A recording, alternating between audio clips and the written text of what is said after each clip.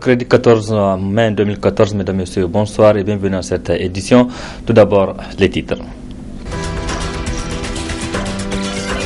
Sécurité dans la zone sahélo-saharienne, la première session ordinaire de l'année 2014 a débuté ses travaux ce mercredi à Niamey. Les différents pays concernés y participent.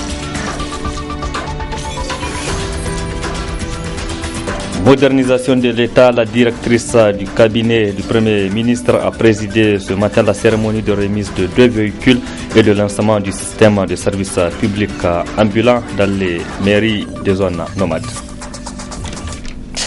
Mesdames, Messieurs, bonsoir et merci d'être avec nous pour suivre cette édition. L'acteur de la société civile nigérienne, président du mouvement patriotique pour une citoyenneté responsable MPCR, Nuhu Mahamadou Arzika, le collimateur de la justice, il était ce matin à la justice sur convocation du juge du 2e cabinet. Nuhu Arzika est accusé du jet de discrédit au juge en 2009. L'audience est reportée au jeudi prochain. Nuhu Arzika, juste après le report, nous livre ses impressions. Là, nous avons pris contact avec le juge, mais finalement, l'audition a été renvoyée à une autre date, à la semaine prochaine. Et semble-t-il qu'il n'est pas encore prêt pour qu'on puisse en parler. Donc, et comme vous le savez, dans tous les cas, je crois que nous sommes très à l'aise dans ce qui se passe, surtout aujourd'hui. Vous savez, les positions que nous avons été amenées à l'époque à prendre en tant qu'acteur de la société civile, en tant que défenseur de l'état de droit, défenseur j'allais dire du peuple et de la nation. Et nous avons toujours considéré que la mission qu'on s'est assignée doit être celle qui doit nous permettre dans ce pays de travailler à amener des changements qualitatifs dans l'action des acteurs, de manière à ce que nous soyons dans la position de pouvoir tirer les meilleures leçons pour pouvoir administrer les meilleurs résultats, de manière à ce que des changements qualitatifs se fassent. Et je pense que, en ce qui me concerne, je suis sincèrement très heureux de la contribution que nous avons apportée dans ce pays, surtout en cette matière, en ce qui concerne l'action de notre système judiciaire, l'action sur le plan juridique dans notre pays, parce que tout simplement, si on parle du plan judiciaire, l'action que nous avons été amenés à faire a suscité l'intérêt des acteurs au point où on a été amené dans ce pays à organiser les états généraux et de la justice pour essayer de prendre tous les aspects du fonctionnement de notre système judiciaire de manière à être dans la position de voir quelle réponse lui administrer, quelle solution lui administrer. Et je crois que les conclusions des états généraux sont là pour démontrer que ce que nous avons dit était réel, était fondé. Nuhu Mahamadou Arzika, que vous retrouverez en partie magazine plus de détails. Rendez-vous donc en fin de ce journal-là. À l'Assemblée nationale, la plénière a repris cet après-midi après quelques jours consacrés à la rencontre du comité des 15 députés chargés de trouver une solution à la situation du blocage à l'Assemblée nationale depuis plus de 3 semaines. Aussitôt lancés, les débats ont été suspendus. La plénière reprendra demain, jeudi, à partir de 10h. Retour sur l'ambiance de cet après-midi avec Adamou Soumana et Chebou Guissou. Repris après plusieurs rencontres entre les 15 membres du comité mandaté par les parlementaires pour trouver une issue heureuse au parachèvement de la mise en place du bureau de l'Assemblée nationale, les travaux en plénière ont encore une fois buté suite à une mésentente entre l'opposition et la majorité parlementaire. Du coup, les décans se rejettent chacun la responsabilité de ce énième blocage. C'est très regrettable que nous soyons amenés encore une fois à nous séparer dos à dos. Surtout après les efforts qui ont été faits de part et d'autre pour que le comité travaille et nous fasse des propositions de sortie de crise. Et que malheureusement on soit amené à nous séparer pour revenir demain. Heureusement que c'est parce que simplement le PV de travaux n'est pas disponible. Mais je pense qu'avec les petites minutes qu'on a passées à débattre ce soir, on doit se dire que peut-être on n'est pas encore sorti de l'auberge. Et c'est très très regrettable parce que nous n'avons pas le droit de piétiner comme cela Nous n'avons pas le droit de prendre l'Assemblée et pratiquement tout le pays en otage de cette manière. Et nous n'avons pas le droit, à certains égards, de faire preuve d'aussi mauvaise foi. Il faut qu'au sein de l'hémicycle, comme vous l'avez entendu à travers son speech, le président de groupe fasse preuve de grandeur d'esprit et ne cède pas à des tiraillements de l'extérieur. Pour que nous qui sommes dans l'hémicycle, qui vivons l'atmosphère, on se rende compte, on prend la mesure de la chose pour avancer. Malheureusement, il s'est révélé pendant qu'on était en train de trouver cette solution consensuelle, pendant que l'ancien comité allait même trouver une solution, parce que le candidat qui faisait un peu la candidature qui était un peu litigieuse, le candidat avait retiré sa candidature, c'est-à-dire le deuxième candidat de l'opposition avait retiré sa candidature, on avait entendu cela, mais tout à l'heure on vient encore d'apprendre que quelqu'un a déposé une candidature. Ainsi, le président de cette auguste institution s'est vu dans l'obligation de lever la séance et de fixer un autre rendez-vous le lendemain à 10h. Selon des sources parlementaires, ce nouveau blocage serait dû au dépôt d'une nouvelle candidature à l'élection au poste de deuxième vice-président. Double activité présidée ce matin par la directrice de cabinet du Premier ministre. Le lancement du système de services publics ambulants dans les mairies des zones nomades, notamment les communes d'Iferouane et de Ngourti, qui sont les premières bénéficiaires d'un projet piloté par le Haut Commissariat à la modernisation de l'État. Objectif à accroître la disponibilité, la qualité et l'accessibilité des services publics. La deuxième activité, c'est la remise de 2 véhicules Audi projet. Le résumé de ces 2 activités avec Ibrahim Tikire et Sadou Doumi. Les mairies de Ngourti et de Iferouane sont les 2 premières bénéficiaires du service public ambulant dans les mairies des zones nomades. 2 véhicules tout-terrain réceptionnés par la directrice de cabinet du Premier ministre en présence des membres du gouvernement. Le Haut Commissariat à la modernisation de l'État, chargé du suivi du dispositif à travers le projet Modernisation de l'État et décentralisation au Niger, d'indiquer que ce nouveau service est l'affirmation, la confirmation de la présence de l'État sur le territoire national dans la diversité de ses missions de service public. Le système de service public ambulant dans les communes des zones nomades est un dispositif novateur qui consiste à mettre en place un dispositif institutionnel scellé par un contrat de partenariat entre le préfet représentant l'État dans le département et le maire responsable de la maîtrise d'ouvrage communal pour mobiliser les services techniques déconcentrés de l'État et les services communaux en vue d'assurer des services publics aux citoyens des communes dans leur lieu de résidence. Ainsi, des véhicules adaptés et équipés de kits définis en rapport avec tous les acteurs communaux de développement seront mis à la disposition des communes concernées pour effectuer des missions de prestation de services publics. Ces services publics concernent les domaines de l'agriculture, dans les zones où cela est possible, l'état civil, la santé humaine, la santé animale, l'hydraulique, la promotion de l'éducation et particulièrement la scolarisation de la jeune fille, la sauvegarde de l'environnement, de la salubrité et du cadre de vie. Pour la France, le projet MEDEN significatif vise à un meilleur accomplissement des services publics à des populations qui se trouvent souvent à l'écart des lieux où les services de base sont dispensés. Sur la base de l'investissement initial comprenant les véhicules adaptés et équipés, les pièces de rechange de base indispensables à un usage intensif de terrain et les moyens de télécommunication, le projet MEDEN se positionne comme un facilitateur dans l'esprit qui est celui de la coopération française et de ses outils. Il revient désormais aux autorités compétentes, tant au plan local que national, de s'assurer de la qualité de l'usage de ce service public ambulant et de mettre tout en œuvre pour garantir une continuité du service ainsi rendu, en lui apportant les moyens nécessaires à l'accomplissement de sa mission.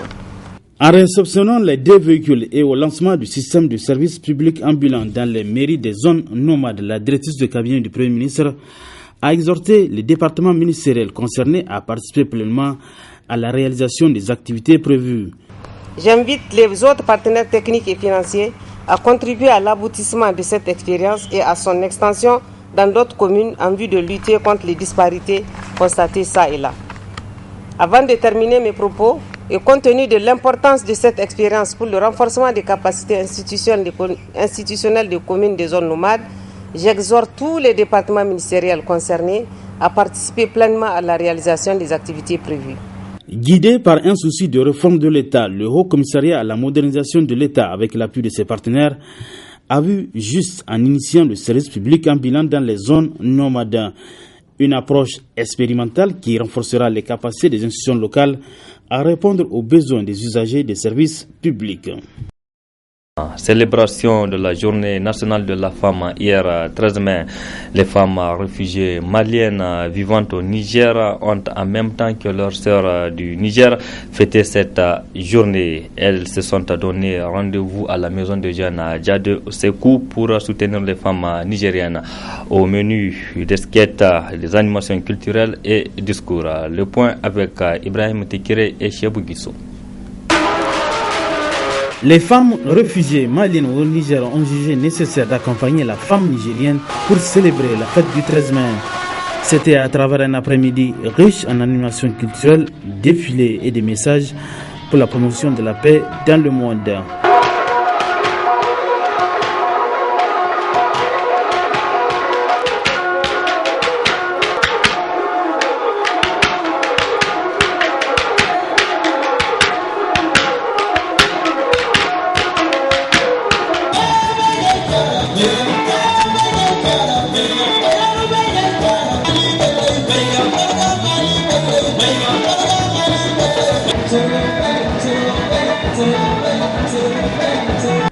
Côté allocution, Madame Abdrahman Fatissouna, porte-parole des femmes du guichet unique, a tenu à remercier leurs consorts maliennes et tous ceux qui ont contribué à la réussite de cette manifestation. Je voudrais particulièrement réitérer nos vifs remerciements aux partenaires techniques et financiers pour l'appui inestimable et l'engagement en faveur de nos frères et sœurs maliens. Notre gratitude à l'ONG Search for Common Ground qui a fait de cette journée une réalité. Mesdames et messieurs, il me souviendra que dans cette même salle, à l'occasion de la célébration des 16 jours d'activisme, le gouverneur de la région de Niamey disait dans son allocution, je cite, « Le mot réfugié me gêne.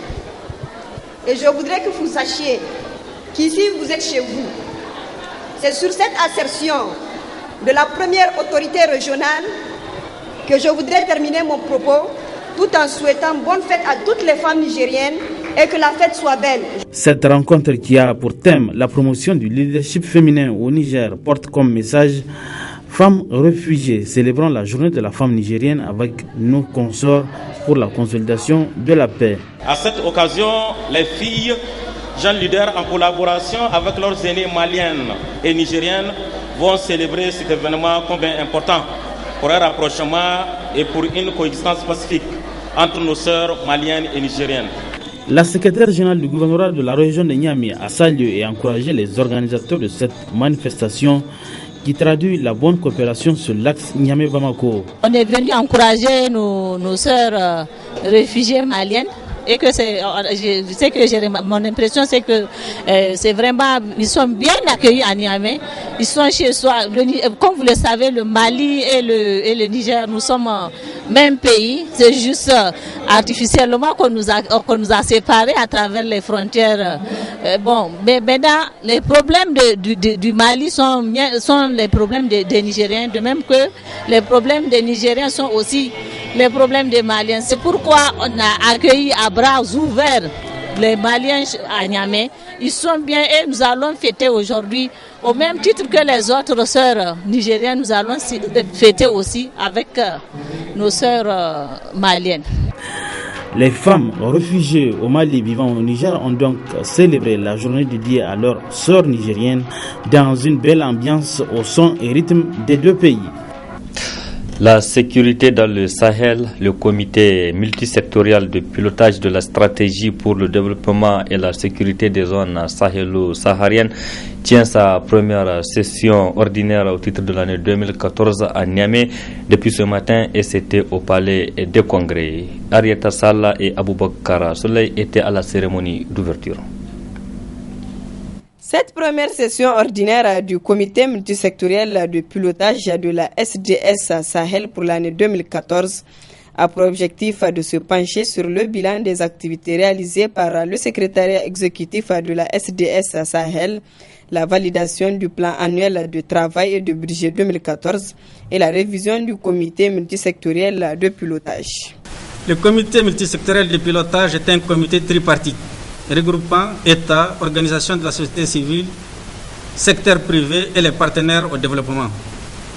Il est le reflet du partenariat stratégique qui doit exister pour assurer une prise en charge politique, technique et financière de la problématique de sécurité, développement dans les zones sahélo-sahariennes du Niger. Aujourd'hui, la dynamique des partenariats de la SDS, que la SDS a amorcé, nous recommande d'élargir le comité de pilotage à de nouveaux membres. Cette ouverture permettra d'harmoniser les actions d'une part et promouvoir une synergie des acteurs d'autre part.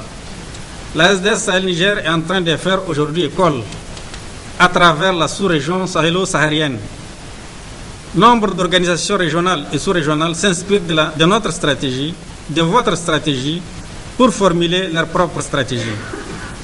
Et au sein du PDS, la SDS sera l'outil d'opérationnalisation de la stratégie intégrée des Nations Unies et de celle du G5 du Sahel. Le secrétaire exécutif de la SDS Sahel a dans son intervention parlé de l'importance du comité multisectoriel de pilotage pour la SDS.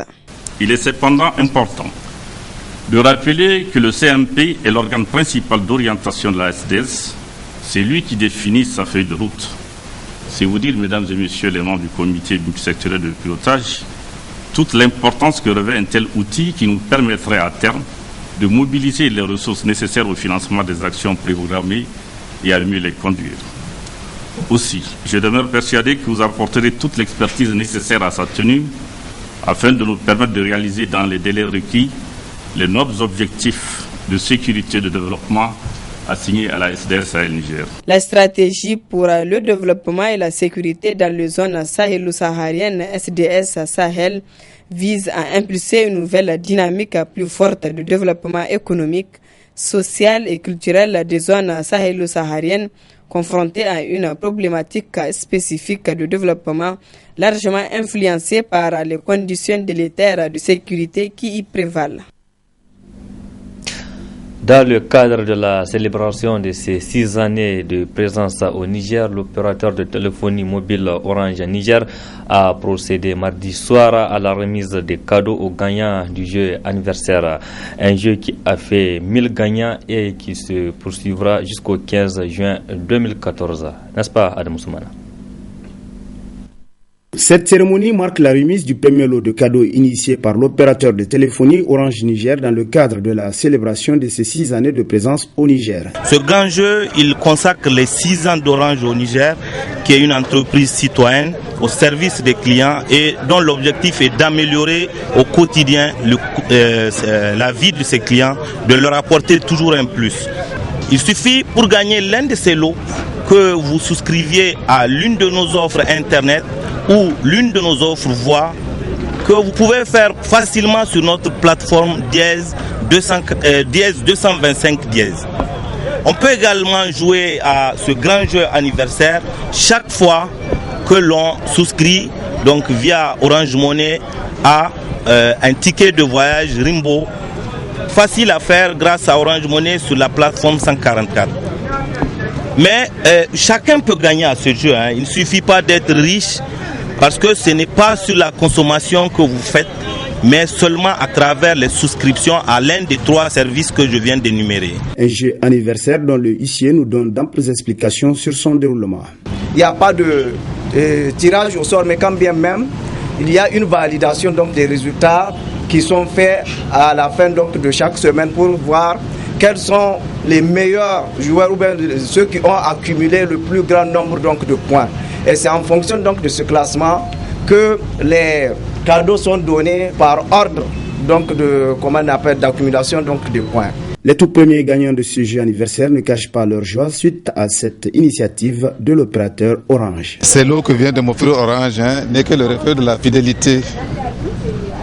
Fidélité à qui? Mais fidélité effectivement à ce partenaire-là qu'on peut considérer aujourd'hui comme étant un partenaire. Je suis très content très contents effectivement de ces cadeaux que nous font Orange. C'est un plaisir. J'invite les abonnés Orange à participer massivement au jeu. C'est vraiment un jeu bien. Je les invite à participer massivement. Soulignons que ce jeu s'étalera jusqu'au 15 juin prochain en faisant chaque semaine 1000 gagnants de divers lots et ce véhicule Sportage Kia constitue le gros lot. L'anniversaire change avec Orange, la vie change avec Orange. Il était ce matin au palais de justice sur convocation du juge du deuxième cabinet pour une affaire de 2008. Nuhu Arzika devait être entendu par le juge, mais l'audience a été finalement reportée à la semaine prochaine.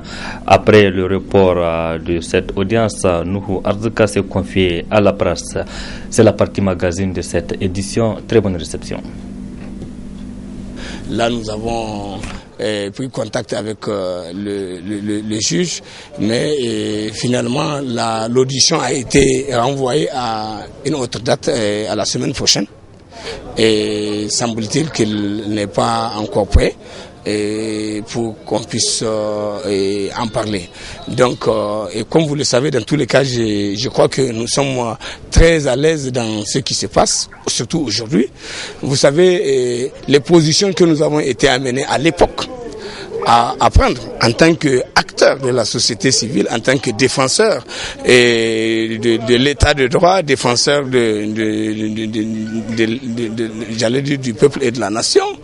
Et nous avons toujours considéré que la mission qu'on s'est assignée doit être celle qui doit nous permettre dans ce pays de travailler à amener des changements qualitatifs dans l'action des acteurs, de manière à ce que nous soyons dans la position de pouvoir tirer les meilleures leçons pour pouvoir administrer les meilleurs résultats, de manière à ce que des changements qualitatifs se fassent.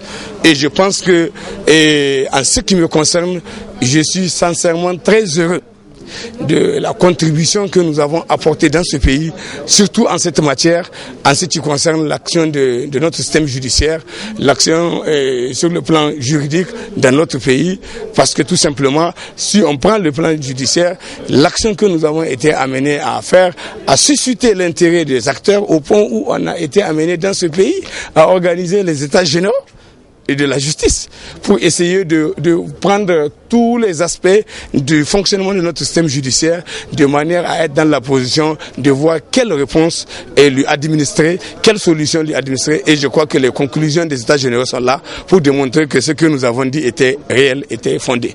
Et que par la suite aussi, les positions que nous avons été amenés à prendre à l'époque ont été confirmées par des informations qui se sont révélées plus tard, notamment le fait qu'on ait été amené à découvrir le premier rapport qui a été fait par le premier rapporteur de la Cour constitutionnelle de l'époque, qui avait fait l'analyse de la situation et avait conclu à l'incompétence de la Cour à connaître du décret du président de la République par lequel le président avait décidé de convoquer un collège électoral comptant pour le référendum est prévu pour le 4 août à l'époque. Et on a tous vu dans ce rapport fait par ce haut magistrat membre de la Cour constitutionnelle de l'époque que effectivement notre conclusion, nos analyses étaient ressorties dans ce truc. Mais pour d'autres raisons, la Cour s'est livrée à un autre choix qui a fini par déboucher sur une acceptation de se déclarer compétente à connaître des recours pour excès de pouvoir en matière électorale, alors que la matière électorale et la matière référendaire sont deux choses différentes. Et nous l'avons tenu à le mentionner. Et nous avons tenu à mentionner que les compétences de la Cour sont limitativement définies. C'est une compétence d'attribution. Elle n'est pas aussi élargie que les gens puissent le penser.